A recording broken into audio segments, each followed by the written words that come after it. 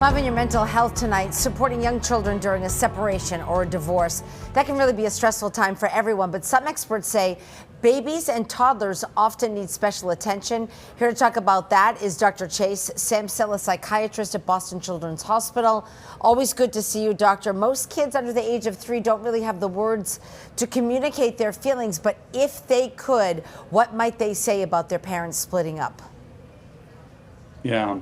Yeah, they might not have the words, but kids that age are really sponges. They really read the room well, and they can tell emotions. And they're creatures of routine too. So, and oftentimes in divorce, it means that little kids are scared. The routine is disrupted. They might be confused, angry, sad. But young kids this age might also be happy too. Sometimes divorce can mean that there's a less emotional chaos in the room, less tension at home, and that maybe there's a sense of release, and that maybe their parents are a little happier. So they can be sponges in different ways and read the room in all the ways. And it really depends on the situation for And them. it's up to us as parents to really try to navigate through that. What can parents do or say to reassure kids during this difficult time?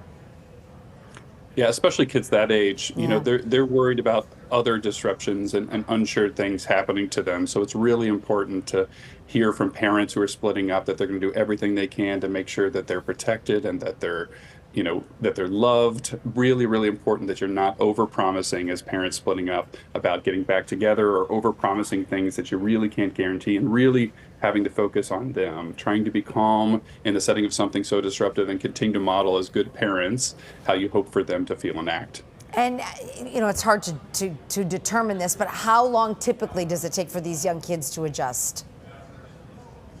Well, I'm going to get back to routines and the emotion of things. There are all kinds of disruptive things that happen in early childhood, but the way that loved ones and caretakers and caregivers and teachers act around them helps predict how well kids are going to adjust. Plenty of kids who have had divorced parents in early childhood are well adjusted right away, maybe early into elementary school, and even lifelong down the way. So really being consistent, even though you might be disbanding as a married couple, to still be co-parents and to be on board for a nice, calm, structured routine is the best way to get your kids adjusted to this and realize hard things can happen, but they'll be okay.